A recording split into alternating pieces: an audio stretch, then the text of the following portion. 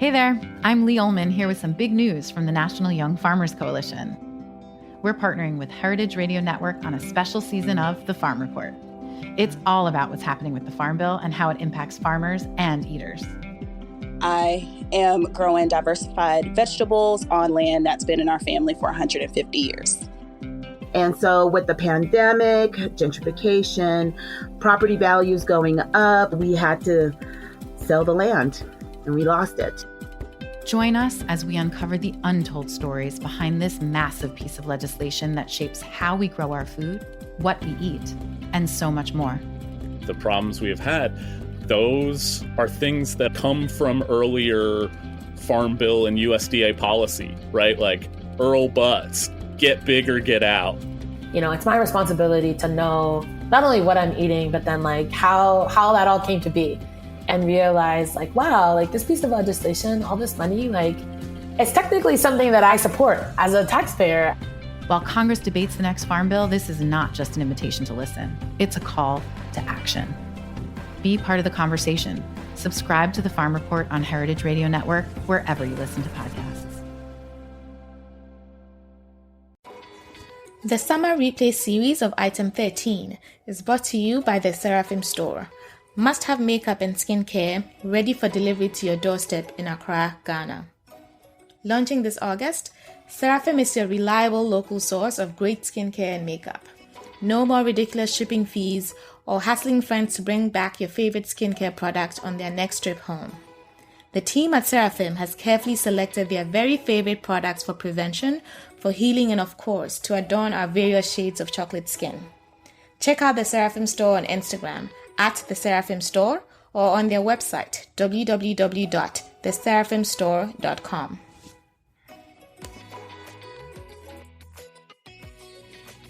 You're listening to the Summer Replay series of Item 13, an African food podcast. We're sharing your favorite episodes from the past 2 seasons all month long. It's a good time to share the podcast with a friend. Subscribe, rate, and review on your favorite podcast app. Stay tuned for all new episodes next month. Season 3 will be back in September. Here's the replay. Well, you know, the thing is this. I'm not the only one. Yeah. There are so many other people that will tell you the same stories. We are hearing stories of 30-year-olds just dying, having a stroke. We're hearing stories of mothers going to work one day and coming back saying, I'm tired, and not waking up anymore. You know, and I'm like, these things are preventable. We can prevent this. And we have to want to make that difference, you know? And I'm all about telling our stories. Because in telling my story, in telling my experience, I hope that somebody says, you know what, maybe I should go to the doctor. You know, maybe I should take a look at what I'm eating. Because these conditions that we're seeing, you know, in terms of diabetes and hypertension, heart disease, and even some forms of cancer, are actually really called diseases of lifestyle. My guest this week is Cordialis Msora Kasago, founder of the African Pot Nutrition, a consultancy that improves the health of people of African descent through diet and lifestyle changes. An advocate for heritage foods and healthy cultural practices, Cordialis specializes in prevention and treatment of chronic disease, family wellness, and nutrition education. She holds a certificate in adult weight management from California State University, Los Angeles, and earned a master's in African Area Studies from the University of California, Los Angeles. She's a regular contributor to various media outlets. This was a powerful conversation, and I'm so grateful to Cordialis for sharing her story. Here's the episode. So welcome to the show, Cordialis. It's great to have you on. Yay! Thank you so much for having me. I'm excited to be on the show with you. Yeah, I know. I think this is perfect timing. We're recording just before Christmas, and this will go out sometime early in the new year. But I think it's probably a good thing that it's going out after Christmas when people have had all the naughty bits of food there is to have. And there we go. We're all stuffed and ready to make changes, right? And ready to make changes, exactly. So we're going to be talking about nutrition and diet the African way, if you will. Yes. But let's start with talking about you. Let's learn a little bit more about you, your background, and sort of how you ended up in this space. So you're originally from Zimbabwe. You were born Zimbabwean. Yes, I was born and raised in Zimbabwe. Okay. And you know how everybody says there was a turning point for them when they decided that they knew exactly what they wanted to do with their lives. Yeah. You know, I was 7 when I decided that I wanted to be a dietitian. Okay. And it so happened, my friend said to me, my mother works with women and children, and she travels around the world. And that was it. I was like, travel, sign me up. You know, that's what I want to do. And I remember all through primary school, I was telling everybody that I was going to be a dietitian, but I never knew what a dietitian did. But I kept saying, that is what I'm going to do. And my mother never thought to correct me and say, hey, babe, this is what a dietitian does. When I got to secondary school, we got the choice to pick between doing fashion and fabrics, which was sewing, or food and nutrition, which was cooking. And I was like, well, it was boarding school. Yeah. And those that went to boarding school know how difficult it was to get good quality food sometimes. Right. Or rather, like food that wasn't the traditional everyday beans and, you know, some kind of a starch. And so I was like, well, I want to study food and nutrition because I get to cook and have some extra provisions, you know, after class. Little did I know that I was actually sowing the seeds for what I would do with my future. And I started learning about food and nutrition and what it does in your body. And I remember one day, I think I must have been like in Form 3, Form 4 at that time. And the teacher said something about a dietitian. And I was like, oh, wait a minute, that's what I'm going to do when I grow up. You know, that's what I've been telling people I'm going to do. And so it stuck with me at that time. I realized that I loved food and I loved what I was learning in high school at that time. And I decided that since I had been saying it since I was 7, I am going to just go ahead with the flow and I'm going to be a dietitian. So after high school, I got the opportunity to come to America to further my education. And of course, it was time to pick a major. And I said, hey, I want to study nutrition because I'm going to be a dietitian. My mother was not a big fan. Why? Because she thought... all along, she thought that, okay, well, she's going to change her mind. She doesn't really know what it is. But then when I came and I said, I'm going to be a dietitian, my mother was like, no, honey. You're going to be so frustrated because the very fatty piece of meat that you're telling somebody not to eat is the very fatty piece of meat that they're eyeing in the pot and saying that one is mine. Yeah. You know, but it was great. You know, I was like, this is really what I want to do. And I ended up studying to be a dietitian. And here I am many years later, you know, fulfilling that dream of a 7-year-old girl. That is so cool because I wonder how many people I know who knew exactly what they wanted to do when they were 7 and have sort of stuck with it for, you know, who knows, 20 years later, 30 years later. Well, she had me at travel, you know, she said, they travel. I was like, that's it. Sign me up. Well, you know, actually, when you say that, though, could you tell us a little bit then, like, what is the life of a dietitian? Like, what do you do as a dietitian?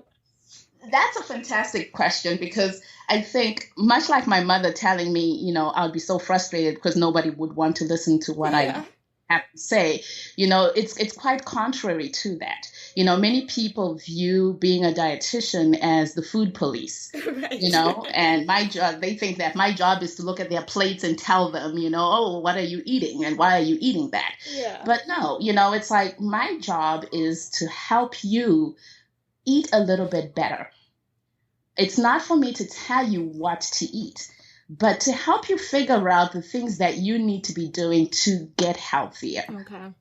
You know, so part of what a dietitian does is work individually with you. Okay. Let's take a look at the foods that you like to eat. Let's take a look at how you like to cook them. And now, is the combination of those things, how you like to eat, how you like to cook, or not cook, you know, impacting your health? And if it is, where are the opportunities for us to make improvements? And I use the word us because it's not me telling you what to do. Okay. It is together. And also you as the individual saying, you know what? I really like plantain. Right?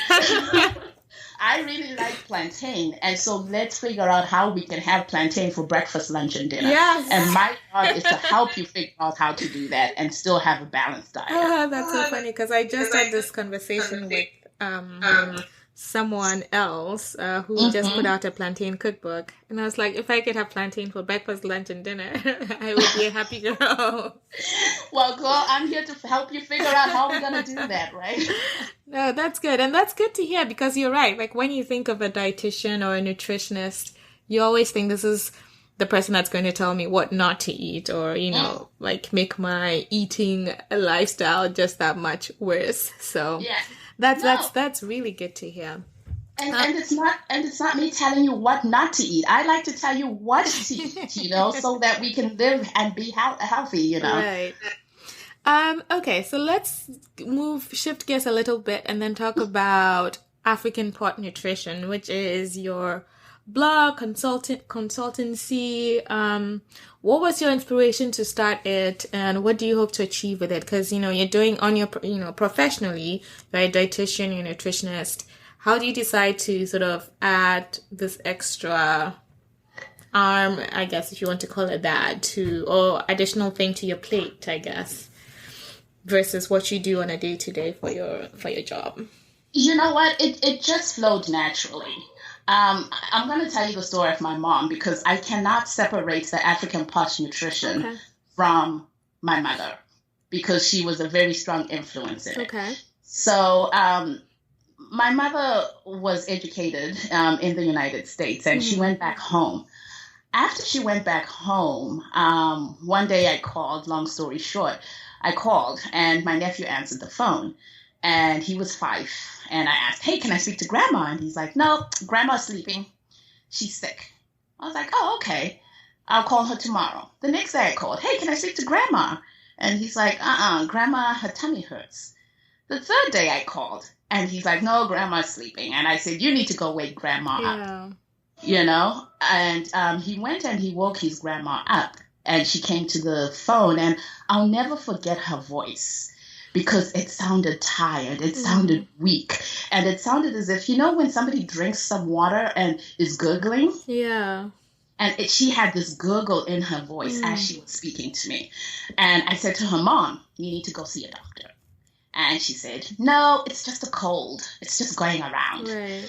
And I insisted, you know, by day 5, Mom, you've had this thing for 5 days and you're just sounding worse and worse. You have to go see the doctor. So she went to see a doctor and was immediately told that she needed to start kidney dialysis. Oh, wow. Her kidneys had failed and they looked at it and discovered that she had very high blood pressure. Oh my goodness. And over the years, you know, it's like my mom was one of those typical of many Africans. You know, we don't go to the doctor unless we are very sick. You know, it's like, and she might have complained of a headache here and there or just, you know, felt a little weak, but just said, it's just, you know, old age or I'm just tired. But in that moment, she went in and the doctor said, your kidneys have failed. We need to start dialysis today. Oh, my goodness. Yes. And that was in June. By August, my mother had passed. Oh, my God. Yes. And that shook me. That experience of losing my mother, you know. Goodness, I'm so sorry. Oh, that's okay. You know, that's okay. But losing her that quickly over such a short period of time really got to me. And I started to think about how she had opportunities that the average person in Zimbabwe did not have. Right. And to top it all off, her daughter was a dietitian who spent her days educating people how to prevent and manage the very condition that took her. Oh my God. And I was shook. That shook me. Yeah, I'm listening. I'm just listening and I'm shook, to be honest. Wow. You know, and it made me start thinking about how many more people are there that are going through this. I started to look at the research around hypertension, not only in Zimbabwe, but throughout Africa. Yeah. And there was a lot of research that was being published about the prevalence of hypertension in Africa, and that it was increasing across the years. But I was looking also for resources. What are governments doing to address this? What are organizations doing to talk about this? So I reached out to one of the lead authors that his name kept appearing on all these studies. Yes. So I reached out to him and said, hey, tell me about prevention efforts that are held in African countries. And he emailed me back and told me that he didn't know of any. And I thought to myself, wow, this is just a really sad situation. And in that moment, I started to think about what I could do to help, prevent people from losing their lives. But one day I was watching, it was New Year's Eve, and I was watching, television, and they were talking about the best diets for the best health and, the best foods in the world. And there was nothing that was talked about African food. And I started to think, wait a minute, our food is healthy, our food can fit. Why is it not there? I Googled African food, African nutrition, and there was nothing that came up. And so I got mad. I got mad that there was no discussion about African food. I got mad that there was no prevention efforts that were going on. And I got mad that I lost my mother to a preventable condition. And I said, I'm going to make a difference. So that is how I started just blogging. My first post was about why African diets are healthy. And from there, I just started writing, and it evolved into people consulting me, saying, hey, what do I need to do to manage my condition? And so that's how the African part was really born. Oh, wow. That sounded like I feel like I need a moment. Like, that was such an amazing story. And I don't know, I'm probably going off on a tangent here, but it just, because your story just really hit me.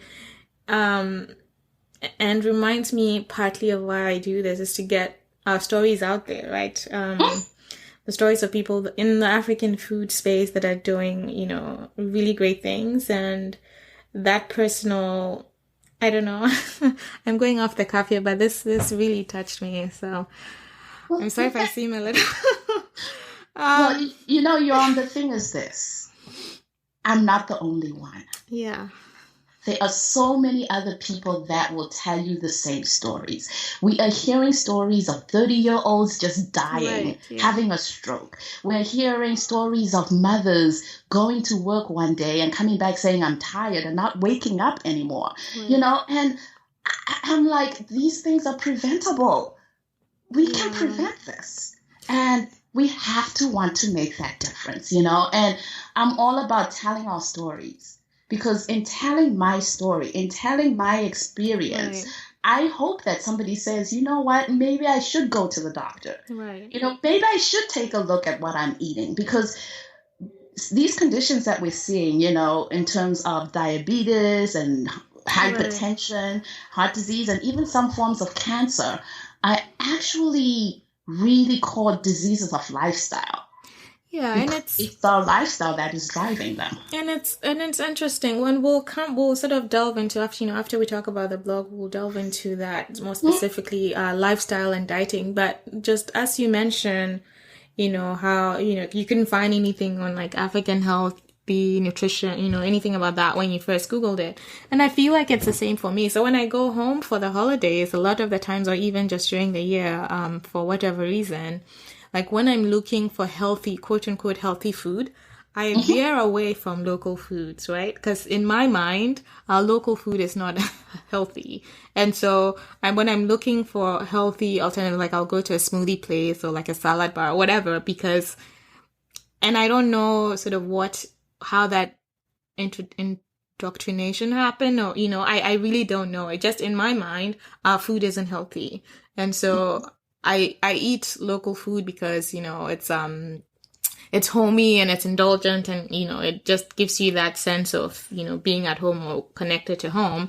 But when I'm looking for healthy food, I don't go towards health. So I'm actually looking forward to our conversation down the road here, where we talk about, specific local indigenous food, what those healthy options. And I think some of it also has to do with the way we cook the food, portion control, and all of that good stuff.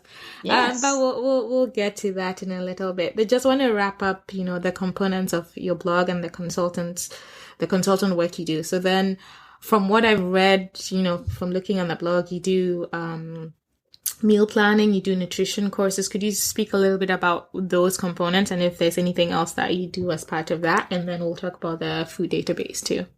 Okay. So part of it is, as a dietitian, I work with people that are trying to improve their diet, whether it is just, hey, I just need to be healthier, right, or I need to manage diabetes, I need to manage hypertension. And so through the nutrition classes, I like to say, I'll tell you everything that I know about what you need to do to manage your condition. And so I take people through a journey of what it is that they can do to eat better and feel better. So a class might include, first of all, I always start by saying, before I work with anyone, I ask that individual to take pictures of every single thing that they eat. Oh, gosh. And send it to me. Oh, my goodness. I don't know. Well, and it's important. Right. Okay? Because I want to know what you're working with, what's going on.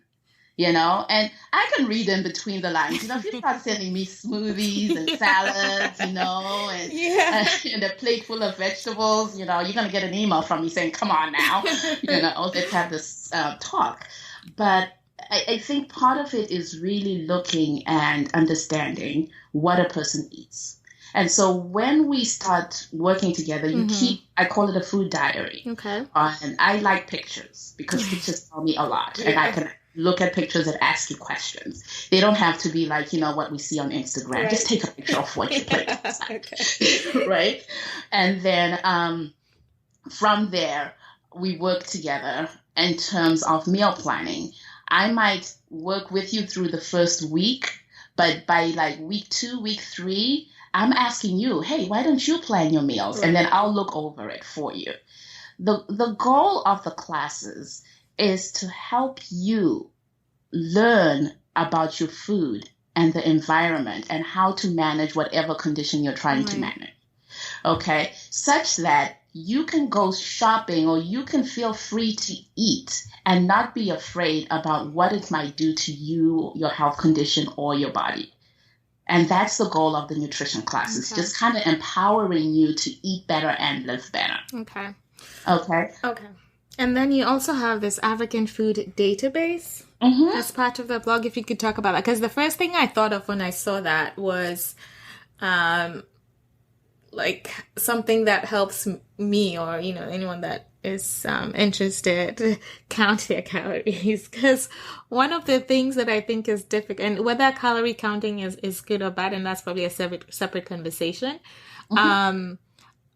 I've just found that it's really hard to figure out like the nutritional components of our food, right? To be able to tell, how nutritious is this, or like in the span of what I'm quote unquote allowed to eat in a day, like how much of this does that take, right?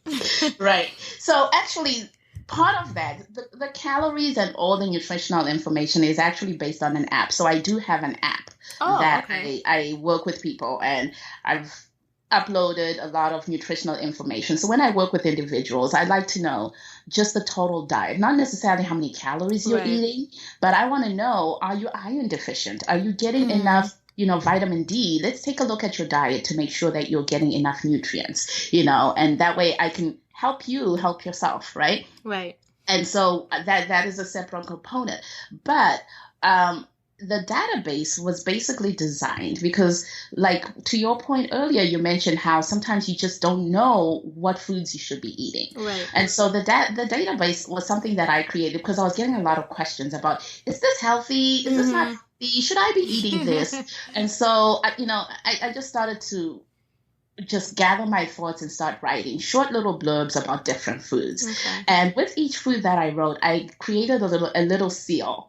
There's a green seal, which means, green for go for it, right? And then we have an orange seal, which is like, use these foods moderately. While they have some healthy components, you don't want to kind of go overboard with them. And then we have a red seal, and the red seal is reserved for foods that we should be using. Basically, I call them celebration foods as celebrations. And so that each food in the database basically includes that. But I deliberately started by making sure that the items that I had a lot more of were the green items. Because so many times when you think of eating well, people think, what should I not eat? Right, yeah. And I'm saying, no, I want you to think about what you can eat rather than what you should not be eating. And so you'll notice a lot of green seal items on there because I want you to eat more of those foods because those are the foods that have been shown to improve health. And mainly it is the African foods that you don't find nutrition information on. Right. But as much as my job as a nutrition scientist is to take that information that is out there, the little science that is available, and kind of turn it into information that you can use as a consumer. You don't need to know the science behind it. Right. Just the information. Just having a simple way of telling, a quick, I don't need to know all of the detailed scientific information behind it, but just knowing it's good for me or it's not. And then being able to make those decisions around it. Okay, that's great. I think we've gotten to a good point where we can take a break. And then when we come back, we'll delve into this topic really of diet and nutrition, the African way, why we've lost our way and how we can sort of find our way back, Yes, absolutely. Okay. So let's do that. The Summer Replay series of Item 13 is brought to you by the Seraphim Store. Must-have makeup and skincare ready for delivery to your doorstep in Accra, Ghana. Launching this August, Seraphim is your reliable local source of great skincare and makeup. No more ridiculous shipping fees or hassling friends to bring back your favorite skincare product on their next trip home. The team at Seraphim has carefully selected their very favorite products for prevention, for healing, and of course, to adorn our various shades of chocolate skin. Check out the Seraphim Store on Instagram at the Seraphim Store or on their website www.theseraphimstore.com. Okay, so we're back from the break, and now we're going to sort of dive into the topic of, eating well the African way is what I'm calling it. Okay. So I've seen I've seen you say on your website, on the blog, that our forefathers were the epitome of health because of what they ate and how they lived. And so I wanted to start with asking you what makes a meal good for you or healthy? Like what because I think that sometimes it's not even truly clear to us, because people have discussions about fried versus baked versus, Yeah, I think that's a really great question. What makes a meal healthy? Right. Okay. And there are many different things that we need to look at. And the first thing that I tell people, it's about balance. Okay. So many times we're told, eat this, not that, do this, not that. But it's all about creating balance. One way to determine whether your meal is healthy, I say at every single meal, you want to have a serving of fruit and vegetables. Every single meal, including breakfast. Okay. Okay. And I think that is the corner or the cornerstone of defining what a healthy diet might look like, Okay. So start out that way.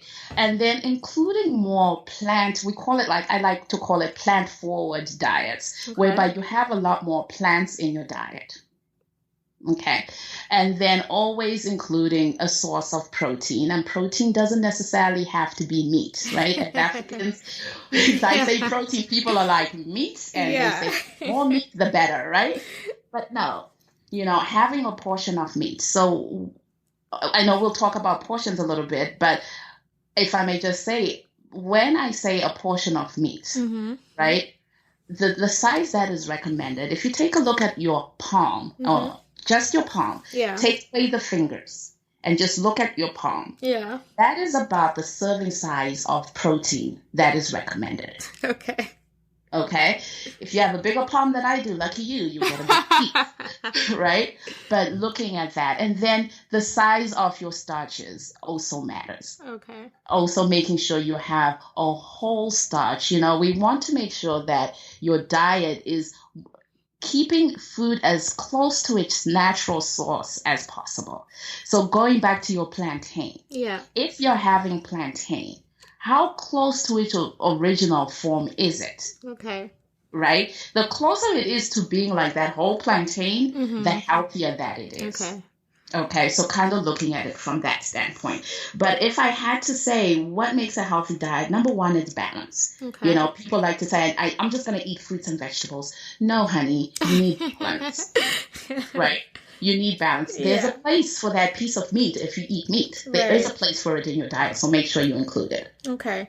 No, that's actually very helpful. When I think about even just, especially starchy foods, right? It comes back to that idea, starchy foods and protein, because I think it comes to that idea of portion sizing and control, where if from a West African perspective, if you're going to have, or specifically Ghanaian perspective, if you're going to have a bowl of fufu with all of the fixings, right, you have that big bowl of fufu, which is made with cassava and yam, in some cases pounded, with, a light soup or a peanut soup.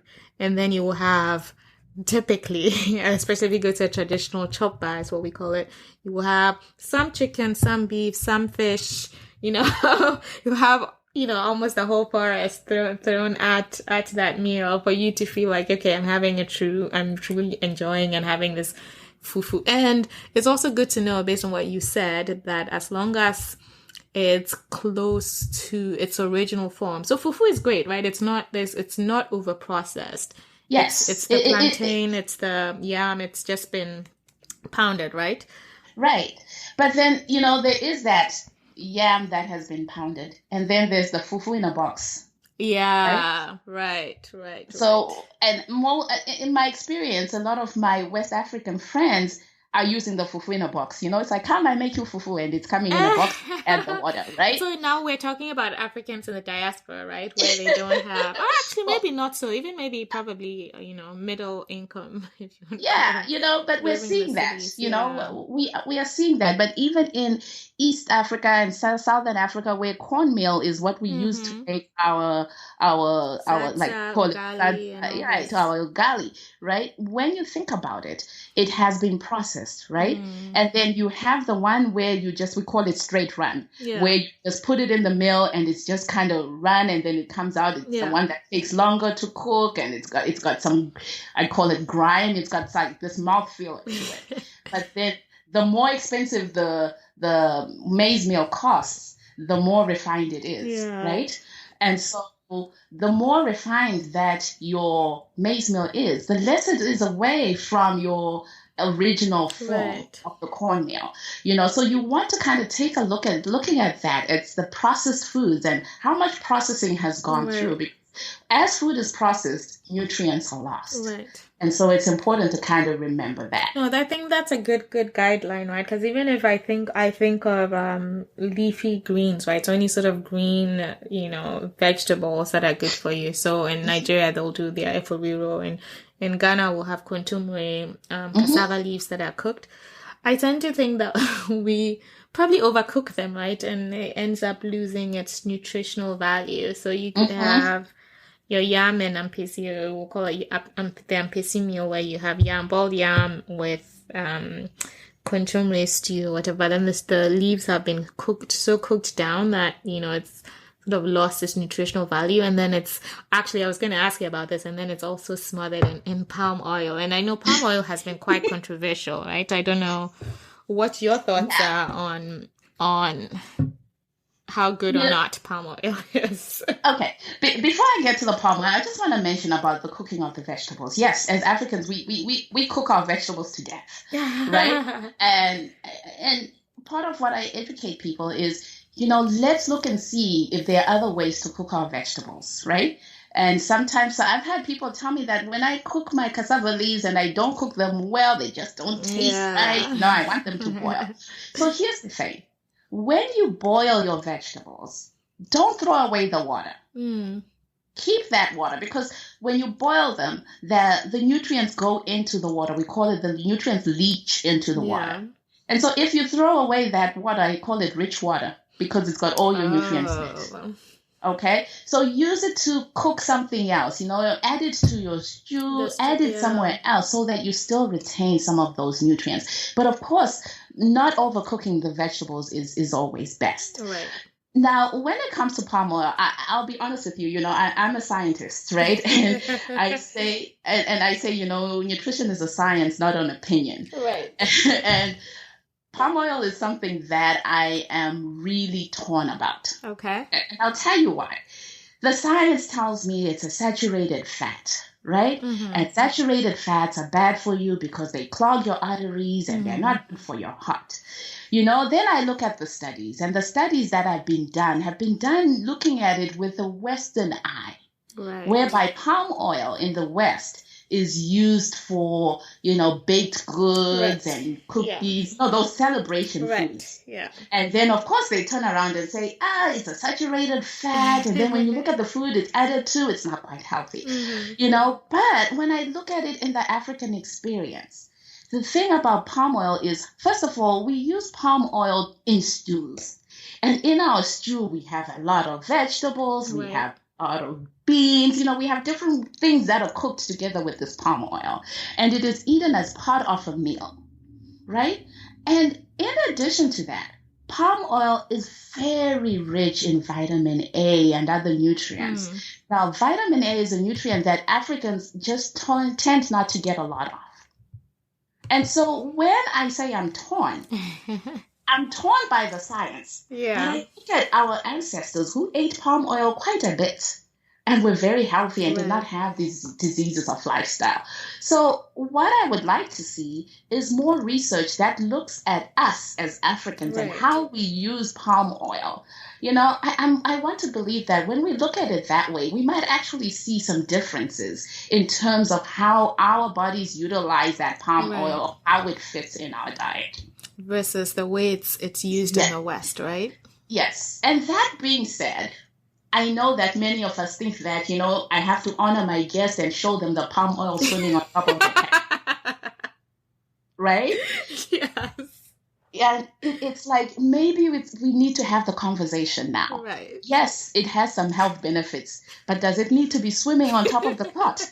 That's a different conversation. But now. I've actually heard in some of these conversations, I've heard that part of the reason why there's also showing your guests that you're giving them a rich good food. But then some people have also said it's a preservation technique, right? So that the oil sitting on top helps preserve the protein that's in the stew and can help keep it for longer. I don't know how true that is, but I've heard some people also say that. So I have not heard that before. Yeah. I'll have to look into it. That's interesting. Anyway, so the other thing I wanted to touch on then, as we're talking about palm oil and all of this stuff, is there's a perception that good food cannot be tasty food. Oh, right. So, and I mean, I will not lie, I'm one of those people. I just feel like when I'm having food that's quote unquote good for me, it's almost feels like a punishment, right? Like I'm depriving myself of tastier food. So when you work with your clients, like how do you, and I'm sure that comes up, how do we think about it? How do we reverse psychologically this mindset that, if you're having a good food, then it doesn't taste good? I hear where you're coming from, because oftentimes, the things that we add to food to add flavor are salt, fat, and sugar. Yeah. Right?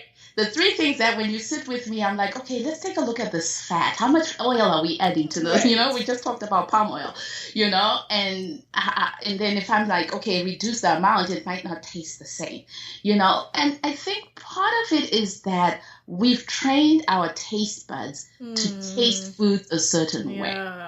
Once you start making that change, you start to taste the food and it will taste a different way.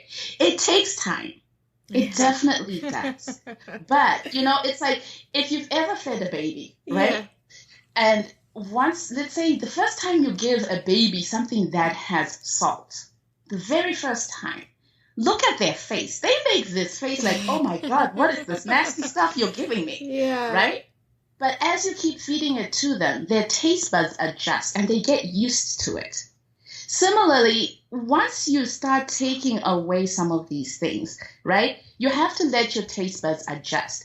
But that doesn't mean that healthy food has to be untasty. Right. We have to, it's about giving you the skills, right? So part of me is, let's talk about, if we're taking away salt, what can we add to make food more flavorful? Right. We're going to talk about some herbs. We're going to talk about spices that add that flavor without the salt. So it's about learning how to cook it. It's like most people think that when I say take away salt, I mean just boil the food and eat it. No. It's about learning the different ways that you can cook to flavor and give food that meaning. Healthy food does not have to taste horrible. Yeah, and especially as people are, embarking on their New Year resolutions and I think that's how people end up not being able to live those through, right? Because they feel like they're being deprived. The food they're eating, the quote unquote healthy food they're eating doesn't taste good. So thinking about, different ways to keep the flavor without, drowning it in salt and butter and all those. Exactly. And I think it goes back to that original conversation that we had. It's like people think it's a punishment because you've taken away things that you like, And so I'm like, let's not take away the things that you like. Let's try and figure out how we can make them healthier so they can fit on your plate. Yeah. That's what I do. And then sort of the last piece related to food before we, talk about lifestyle is portion size, which we started to talk about a little bit, portion sizing and control. So, I was going to put my husband on the spot, but I'm not. I started with let's not go down that road. So generally speaking, I feel like people, if they don't see a sizable amount of food on their plate, they don't feel like they are, either if they're eating out, they're not getting their money's worth, or if they're, at home, they're like, it's not a complete meal if I don't feel like full to the point of, falling over, essentially. Right. I have to feel so full that you need a wheelbarrow just to move me, right? Yeah. No, and I hear that. I think that it's about our diets and our lifestyles have changed. Yeah. And we have to adjust, to make sure that everything kind of fits in. And so when it comes to portion control, the first thing that we need to look at is what are we eating? One way that I teach portion control is to say, I want you to take a plate. Okay? And I say it's a plate, not a platter. Right? And on that plate, so the average size of a plate is about 9 inches, which is about 23 centimeters across. Okay. So yes, take your ruler, your tape measure, and measure that plate. Okay. And 23 centimeters across. That's about the average size of a plate that we're talking about. Okay. Okay. On that plate, the very first thing that I want you to do is fill your plate, half of it, with vegetables. Okay. Okay. Most people tell me, I had vegetables on my plate. I'm like, send me a picture. And they send me, and there's a tablespoon of vegetables. Right? But half your plate should be vegetables. Okay? Or if you want, you can do maybe on that half side, some vegetables and some fruit. Then a quarter of your plate will be your protein, whether it is beans or peas or fish or goat, whatever it is, your protein makes up a quarter of your plate. And then the last quarter that's left there, that's for your rice or your swallow, your sadza, your ugali, is just a quarter of your plate. Okay. Okay, that's balance. And that's about what we're talking about when we talk about portion. Okay. Now, if you eat that food, take your time as you eat.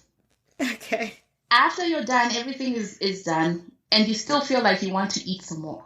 I always tell people, give yourself a few minutes just to really think, because it takes a little while for your brain to register that you're full.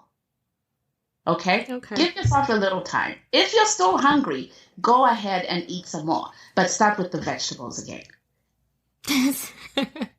No, that's actually a good, and I actually, as you were describing it, I can actually see the visual of having, it's a good way you described it. And I think it's a good guideline for people who are listening. My question for you, and I think I've mentioned this on this podcast before too, that I'm not a big fan of vegetables. I'll just put it out there. Like I prefer fruit to vegetables. So I'm saying, if I had more fruit than vegetables on that half side of the plate, is that okay? Or, I want more vegetables. I'll say that. Okay. And when I say vegetables, if you don't like carrots, don't eat them. If you don't like cassava leaves, don't eat them. Let's find a vegetable that you like. Okay. Right? And let's go through there. There are so many vegetables. So many. You can't tell me that Yom does not like any vegetable at all. Right? Yeah, I suppose. Yeah. No, so that's it's fair. it's not, I think so many times when we think of vegetables, we limit ourselves to the same vegetables. Right. And then in the African experience, right, we limit ourselves to the same cooking methods. Right? Wherever I go in Africa, everybody cooks okra the same way. Right? It's like it has to have that slime to it. Right. Like our okra. But maybe it's looking at it a little differently and cooking it a little bit differently. And you'll be like, oh my gosh, it's like, I never liked okra as a kid because it was slimy and I thought I was going to choke on it. I just did not like it, But now that I'm older, yes, I like it, but I have learned to love okra that's roasted. I just put a little bit of salt and pepper and a little bit of oil and I put it in the oven and oh my gosh, I could eat that all day long. That's a good idea, actually. Yeah, doesn't it sound good? Yeah. So finding out the vegetable that you like, they're there. We just have to figure out which one it is. Okay. I will try that, actually. I've never had, but I think I would like that. I've never had okra. Yeah. I think I would like that, actually. It's learning, it's looking at different cooking methods just to see. Right. Maybe I don't like it slimy, but let's make it less slimy. And I know slimy is not the word. They're probably people cringing every time I say that, Yeah, but I think in African context, there are people that love the slime. I'll tell you that. So, yes.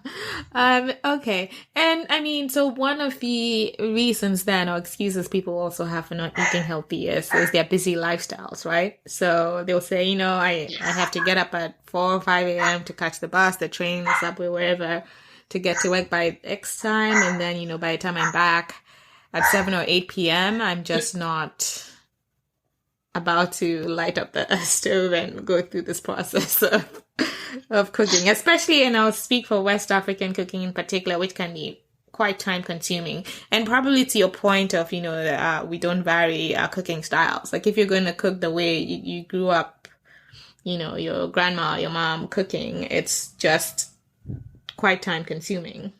Mm-hmm. And that is where we talk about meal planning, right? Okay. Most people think about meal planning as writing down what you're going to eat when. But meal planning also includes planning how you're going to cook. Okay. Right? I mentioned to you, I'm a mom and I work. And so part of my weekends include planning our family meals, going to the supermarket, and Sundays are spent actually prepping some of the meals. Sometimes I will actually cook the stew ahead of time so that food is readily available, and there's a little bit of work that comes to it. Yes, it's easier to stop by somewhere and, pick up something that's fried and, done that way. But there's also value in taking that time out to prep and work ahead so that it's a little bit easier during the week. Okay. No, that actually, yeah. So that time you'll spend, Saturday or Sunday, portioning out stuff and deciding ahead of time. Then when you come home, you already know sort of what's going to be done. And that sort of helps. Yeah.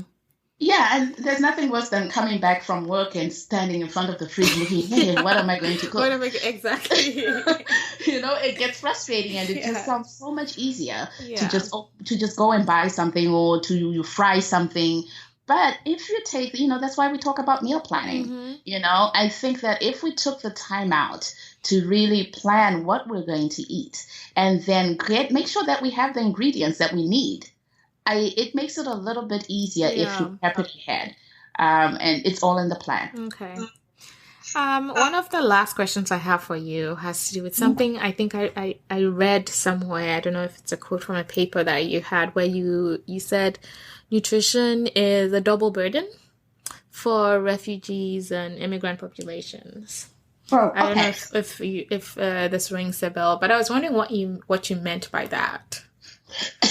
So, excuse me. Actually, that was I presented at it's called Food and Nutrition Conference and Expo, which is the largest meeting of nutrition professionals in the United States. Okay. As you know, I am a registered dietitian, right. And I presented at the conference on refugee and immigrant nutritional health.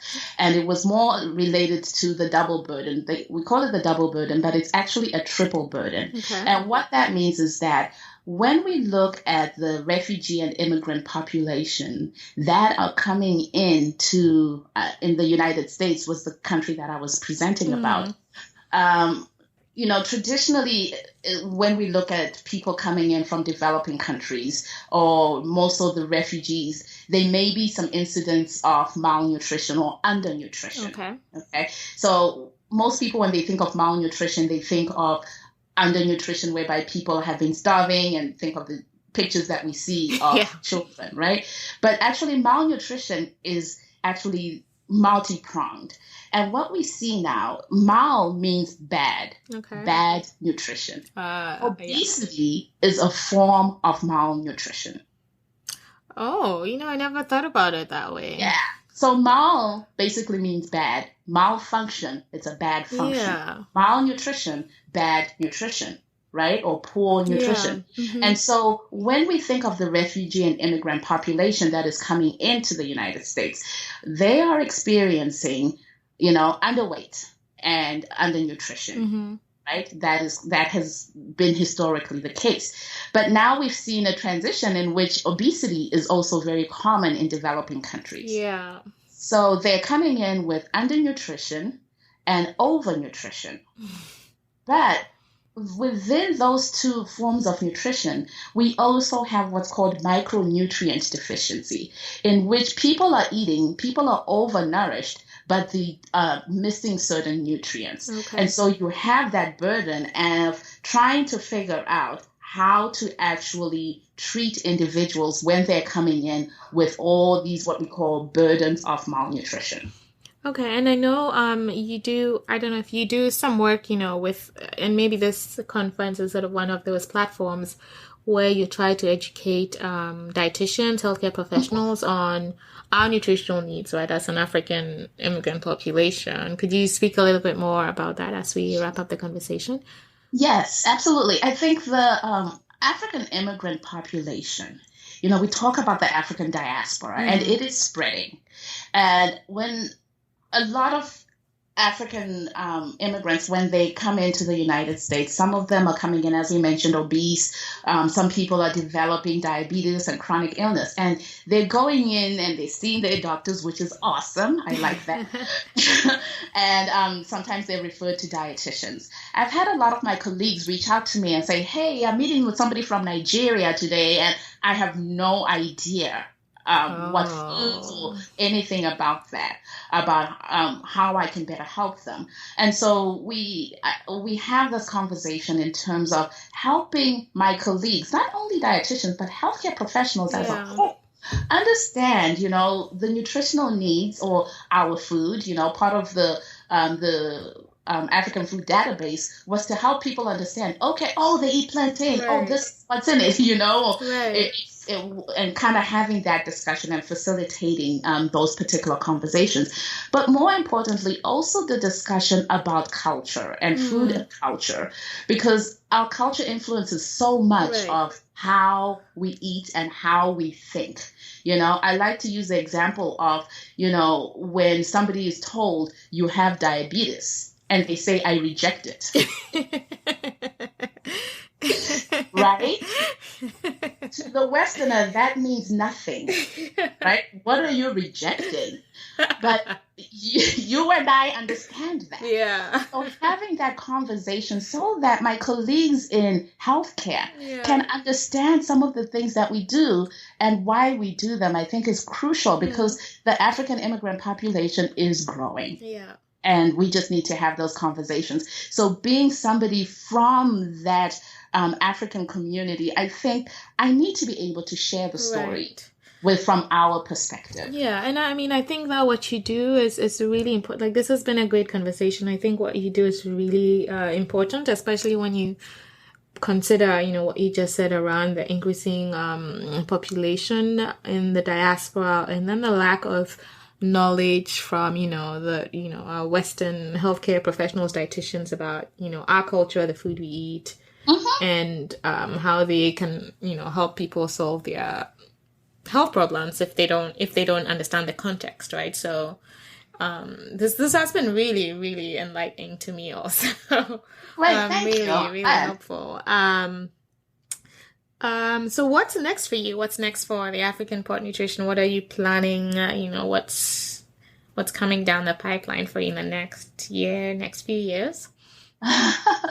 Well, I think a lot, there's definitely a book in the works, and yay, we have to talk about that, and our diets, and I think definitely getting it out in writing definitely helps. And also, along the same lines as we were talking, I know you and I had a brief conversation about, an upcoming podcast. Yes, and the podcast is basically to talk about, I call it African food, African health, and African culture. Yeah. Because I don't know how to separate the three. Right. They are all intertwined, Exactly. It's like, just like you rejecting your diagnosis of diabetes, it's like we have to talk about that. Right. And we have to understand each other and find a way to reject but still heal. Yeah, no, that's great. I'm excited. I'm excited for the book and for the podcast also. I think we need more voices. Yes, absolutely. Telling our unique perspectives, sharing our unique perspectives, our stories. So that all sounds absolutely fantastic. Before we transition to the rapid fire questions, though, can you let people know where they can find you online, social media, websites, etc.? Yes, absolutely. So I am, you can reach me on my website, which is the African Pot, P-O-T, Nutrition, theafricanpotnutrition.com. I am on Facebook under the African Pot Nutrition, and I am on Instagram at African Pot Nutrition. And finally, I am on Twitter. Yay. And my Twitter handle is Africa Dietitian. Okay, I will definitely link all of that in the show notes so that people can also go directly there and link up with you, whether you want to sort of keep up to date on what's new in the African food database or just get familiar with it, or connect with Cordialis on the work she does in nutrition courses, meal planning, because I think all of that is really great stuff, especially if you want to eat good food. That's also tasty. Well, it's all about eating good food. It's all about eating good food. Thank you so much, though, for sharing your story. Let's switch to rapid fire really quickly. Just a few questions off the top of your head. Nothing too risque. Okay, here we go. Swallow or rice for you? Swallow. Instagram or Twitter, you just said? Oh, Twitter. Yeah, why? Why Twitter? Well, you know what? Instagram is great. It's pictures, you know. But Twitter, I learn a lot more. People share research. People share stories. And I learn more about what's going on in the world on Twitter than I do on Instagram. That's true. Coffee or tea? Tea. Oh, is this like the East African? Actually, you guys also drink coffee too, so I don't know. Yeah, there is some tea, and it's funny you mentioned East African because I was like, chai, of course. Yeah.